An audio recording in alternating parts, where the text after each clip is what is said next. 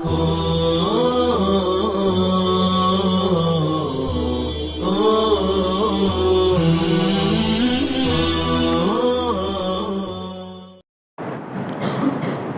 للہ وکفا وسلام علی عبادہ الذین اصطفا اما بعد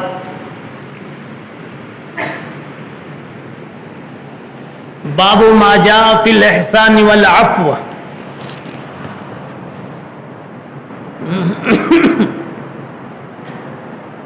احسان اور عفو کے متعلق روایات کا بیان۔ احسن یحسن احسان، اس کا ایک معنی تو آتا ہے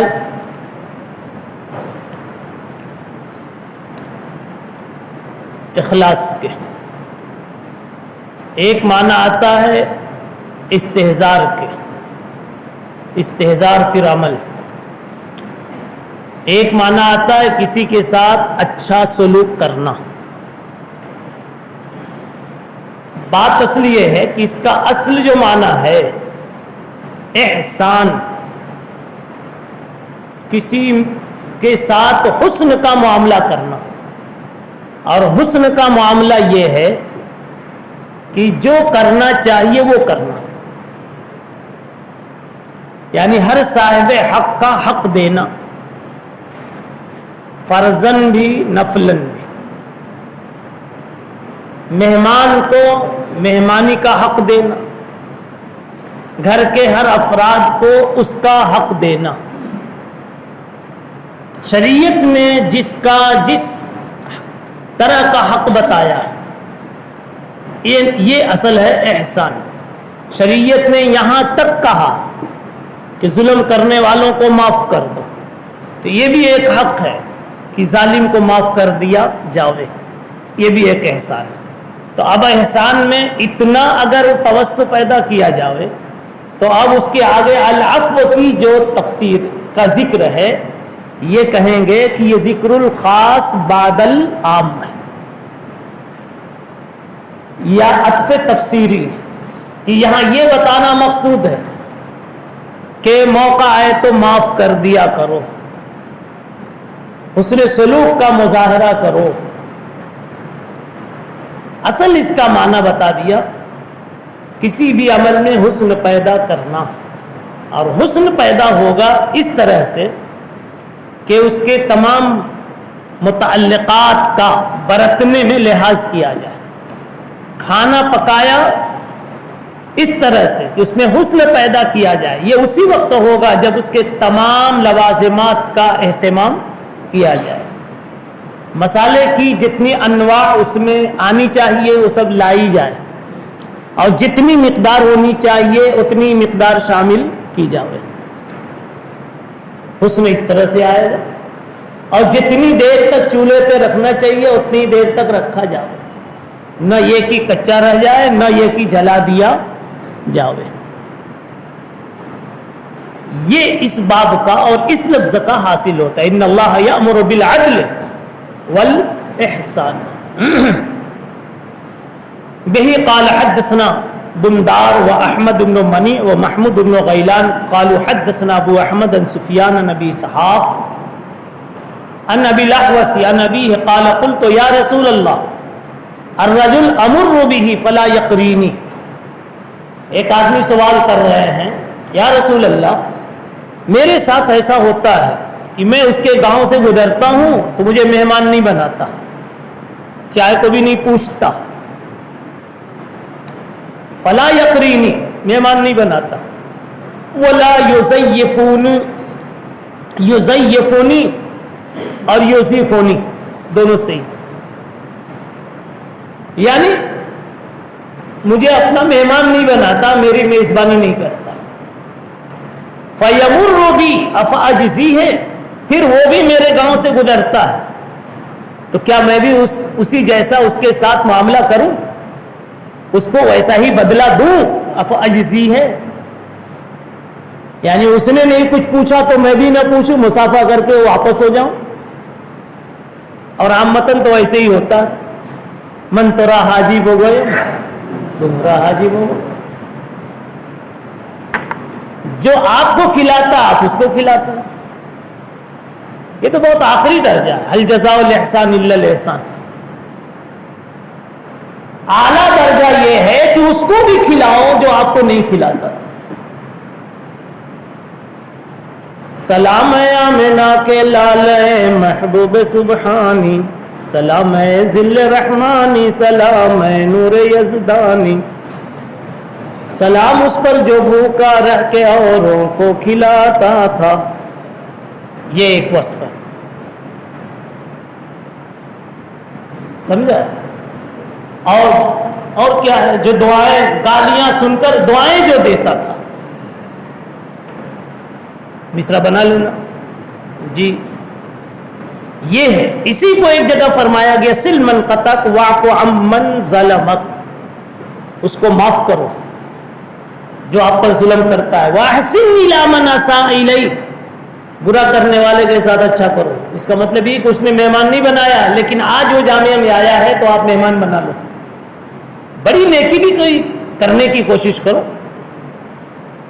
اچھا خیر دیکھیے، قال لا، نہیں تم ویسا مت کرنا جیسا اس نے کیا. بل، لا کے بعد سمجھو بل محذوف ہے، بلکہ تم کیا کرنا، اس کو مہمان بنانا. بل اترہی، قال ورآنی رس الثیاب فقال هل لک من مال. رسول اللہ صلی اللہ علیہ وسلم نے ان سے پوچھا، پرانے کپڑے میں دیکھ کر کے، معمولی کپڑے میں تھے، تمہارے پاس مال ہے؟ لگ تو رہا ہے کپڑے سے کہ مال والا نہیں ہے تو. انہوں نے کہا من کل المال قد آتانی اللہ، ہر قسم کا مال ہے، بکری بھی ہے، گھوڑے بھی ہیں، زمین بھی ہے، ہر قسم کا مال میرے پاس ہے، مگر وہ پہنے ہوئے تھے معمولی کپڑے. من الابل والغنم قال فلیر علیک، اللہ نے جب دیا ہے تو دکھنا چاہیے، اللہ نے جب دیا ہے تو دکھنا چاہیے. بات سمجھے؟ پتہ چلا یہ بھی ایک شریعت کا حکم ہے، یہ دنیا داری نہیں ہے. نیتیں البتہ استعمال کے وقت میں صحیح ہونی چاہیے. بہرحال حاصل اس کا آپ سمجھ گئے کہ آپ صلی اللہ علیہ وسلم نے کہا کہ اگرچہ وہ مہمان نہیں بناتا لیکن آپ اس کو مہمان بناؤ. اور یہ بہت مشکل چیز ہے. دشمنوں کے ساتھ اچھا کرنا، برا کرنے والوں کے ساتھ اچھا کرنا، سخت بولنے والوں کے ساتھ جھکنا، اس کے سامنے جھکنا مولانا سب کے بس کی بات نہیں. اور سب سے بڑی کامیابی یہ ہے، طائف کے موقع پر رسول اللہ صلی اللہ علیہ وسلم کے پاس جو فرشتے آئے تھے، کبھی شخصی مدد کے لیے اس طرح سے نہیں آئے یا رسول اللہ کہو تو اس ظالموں کو، ان ظالموں کو ایسا کر دیں. طائف کے موقع پر آئے. اسے پتا چلا کہ طائف کے موقع پر نبی کی مظلومیت اعلیٰ درجے کی تھی، جبھی فرشتوں کو اس طرح سے مدد کے لیے بھیجا گیا. اب ایسی عظیم و شدید مظلومیت میں ہر آدمی منتظر ہوتا ہے کہیں سے مدد ملے، لیکن اس موقع پر آپ کا بڑا امتحان تھا، پاس ہو گئے. آ کر کے فرشتے پوچھتے کہو تو پیس دے، کہو تو دونوں کو پہاڑوں کو ملا دے، پیس دیتے. میرے نبی نے کیا کہا؟ میرے نبی نے کیا کہا؟ کیا فرمایا؟ فرمایا میں ان کے حق میں کیوں قہر الہی کی دعا مانگوں.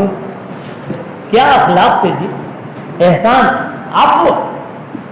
میں ان کے حق میں کیوں قہر الہی کی دعا مانگوں، میں ان کے حق میں کیوں قہر الہی کی دعا مانگوں.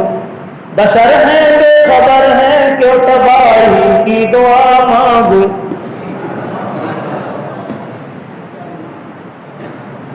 بشر ہیں بے خبر ہیں کیوں تباہی کی دعا مانگوں. اس کے بعد رسول اللہ صلی اللہ علیہ وسلم نے یہ دیکھا کہ رشتہ تو چلا گیا، لیکن اللہ کو ہو سکتا ہے کہ ابھی غصہ باقی ہو اور بغیر میری اطلاع کے، بغیر مجھے بتائے اہل طائف پر کوئی عذاب بھیج دے. اس لیے کہ کبھی بچہ تو ٹھنڈا ہو جاتا ہے جو مار کھایا ہوا، لیکن باپ کا غصہ نہیں جاتا اور وہ بدلہ لے لیتا ہے. تو ہو سکتا ہے کہ اللہ کے نبی صلی اللہ علیہ وسلم تو معاف کر دیے، ٹھنڈے ہو گئے، لیکن مالک کا غصہ ابھی باقی ہے. اس لیے پھر نبی پاک صلی اللہ علیہ وسلم نے اللہ کو ٹھنڈا کرنے کے لیے کہا، الہی پھول برسا پتھروں والی زمینوں پر، الہی پھول برسا پتھروں والی زمینوں پر، اور الہی رحم کر کوثر طائف کے مکینوں پر. اب طائف والوں کو بھی اطمینان ہو گیا، نبی کو بھی اطمینان ہو گیا کہ اس سرزمین پر خدا کا عذاب نہیں آئے گا. یہ ہے احسان. کون کرے گا ایسا؟ آپ نے اپنی ذات کے لیے کبھی قدم نہیں اٹھایا ہوئے.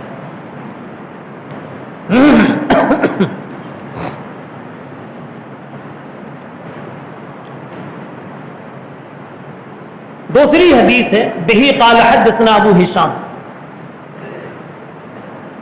الرفاعی قال حدثنا محمد بن فضیل عن الولید بن عبد الله بن الجمی عن ابی الطفیل عن حذیفة قال قال رسول اللہ صلی اللہ علیہ وسلم لا تكونوا امعا تقولون ان احسن الناس احسننا وان ظلموا ظلمنا ولكن ان وطنوا انفسكم من احسن الناس ان تحسنوا وان اساءوا فلا تظلموا.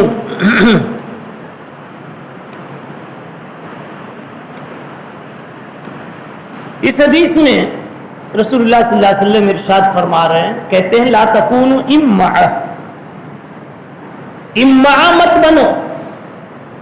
امعا کا مطلب ایک یہ بتلایا جاتا ہے، انا معا کا یہ مخفف ہے.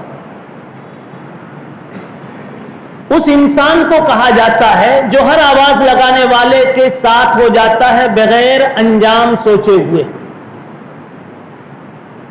جس نے کچھ کہہ دیا اس کے پیچھے لگ گیا، اس کی آواز پر قدم اٹھا دیا. کہا مارو تو مارنے لگا، کہا بھاگو تو بھاگنے لگا. کہا ایسے مت بنو. کسی کے ابھارنے پر، اصل یہ بتانا مقصود ہے، کسی کے ابھارنے پر ابھر مت جاؤ. باقی خیر پر کوئی ابھارے وہ ایک الگ بات ہے. تو اس میں دو مقصد ہو سکتا ہے، ایک تو یہ کہ غلط جگہوں پر کوئی ابھارے تو ہر آواز پر ابھر مت جاؤ، سمجھا، بکھر مت جاؤ. اور دوسری بات اس میں یہ ہے کہ کچھ اپنی عقل سے سوچ بوجھ سے کام لیا کرو کہ شریعت کیا کہتی ہے، عقل کیا کہتی ہے، انسانیت کیا کہتی ہے. امعا مت بنو کہ ہر ایک کی آواز سن کر کہو انا معک، اسی کا خوب یہ ہے. جی، اور ممکن ہے اس کا یہ معنی ہو کہ یہ اس انسان کے لیے بولا جاتا ہے جو کہتا ہے یہ اگر ایسا کرے گا تو میں بھی اس کے ساتھ ایسا کروں گا. نہیں سمجھا؟ یعنی ان فعلت انت معی کذا فعلت معک کذا، تو کچھ ادھر سے کچھ ادھر سے لیا تو ہو گیا امعا. تم اگر میری عزت کرو گے میں تیری عزت کروں گا، اور اگر تم نے کچھ میرے ساتھ الٹا کیا تو دیکھو گے کہ میں کیا کرتا ہوں. فسوف تری اذا انکشف الغبار، ہے کہ نہیں؟ تو ایسا نہیں بننا، امعا نہیں بننا، خود مستقل انسان بنو. اب اس کی تفسیر آگے خود کر دی گئی، اس لیے اس تفسیر سے مفہوم متعین کر لیجیے. تقولون ان احسن الناس احسننا، امعا کا حاصل یہ ہے کہ تم یہ کہنے لگو کہ اگر لوگ اچھا کریں گے تو ہم بھی اچھا کریں گے، اور لوگ ظلم کریں گے تو ہم بھی ظلم کریں گے. تو یہ تو اگر جیسا تیسا کرنے کا معاملہ ہوا، یہ انسانیت نہیں ہے، یہ انسانیت نہیں ہے. آدمیت تو ایک اونچی چیز کا نام ہے. آدمیت یہ ہے کہ دوسرے کا درد بانٹ کر لے لیا جاوے اپنی طاقت کے بقدر، ورنہ طاقت کے لیے کچھ کم نہ تھی کروڑیاں، درد دل کے واسطے پیدا کیا انسان کو، ورنہ طاعت کے لیے کچھ کم نہ تھے کروڑ، رشتے تو تھے ہی تصویر تحمید کے لیے، ارے ہم کو اس لیے بنایا تھا کہ دوسرے کا غم ہم بانٹ لیں، درد ہم بانٹ لیں۔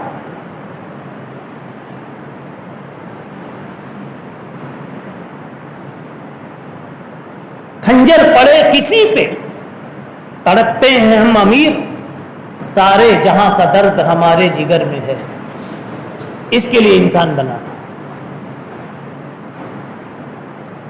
آدمیت لحم و شحم و پوست و نیست، آدمیت جز رضائے دوست نیست۔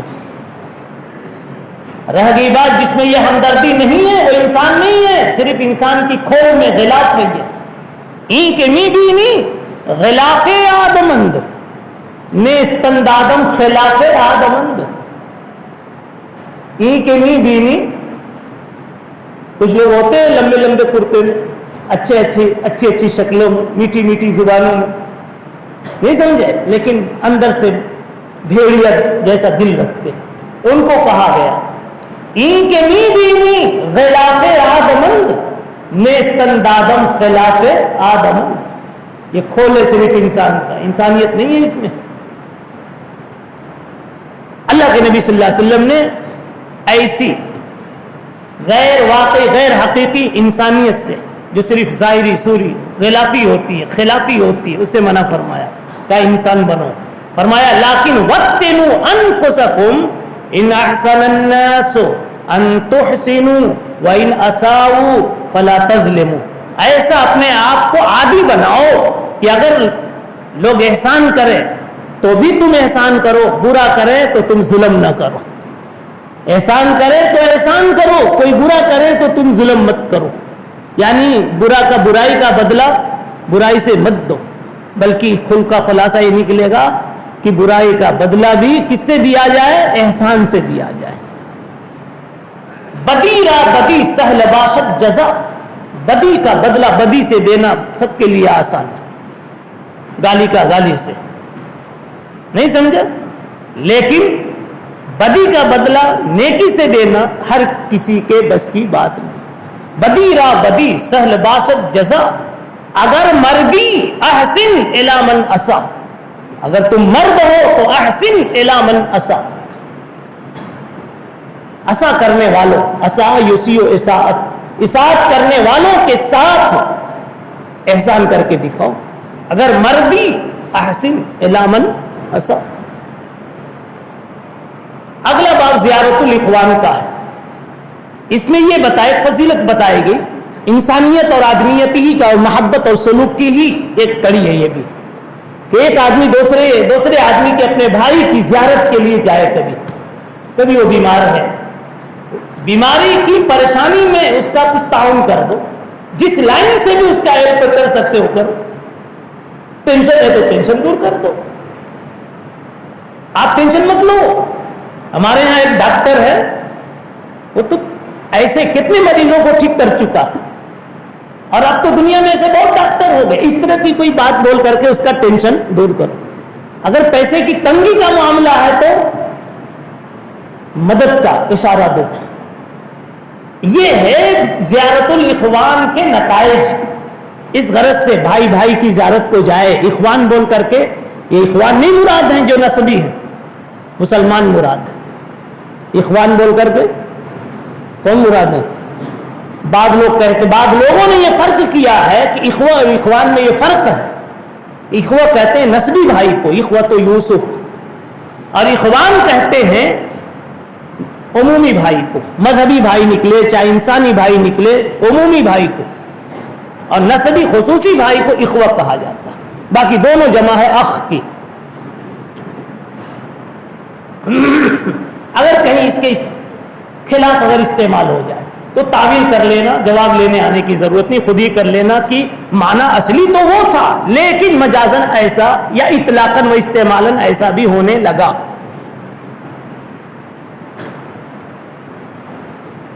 جی فرمایا رسول اللہ صلی اللہ علیہ وسلم نے من عادا مریضا او زار اخا له فی اللہ ناداہ منادین، جو کسی مریض کی عیادت کو جائے یا کسی بھائی کی للہ زیارت کو جائے تو اوپر کا ایک منادی آواز لگاتا ہے کیا طبت وطاب من شاک، تو بھی اچھا، تیرا چلنا اور جانا بھی اچھا، وتبوأت من الجنت منزلا، اور تو نے تو جنت میں اپنا ایک محل بنا لیا، تبوأت بنا لیا باب تفعول سے، یہاں کبھی تفعیل سے بنتا ہے اور کبھی تفاعل سے بنتا ہے، کیا مطلب؟ تفاعل میں تکلف اور اہتمام ہے، صبح بھی بتایا تھا، انما العلم بالتعلم، آئے گا علم اہتمام سے سیکھنے سے، تو تبوأت تم نے تو اہتمام والا مکان اور منزل جنت میں تم نے اپنی بنا لی، سبحان اللہ وبحمدہ، سبحان اللہ۔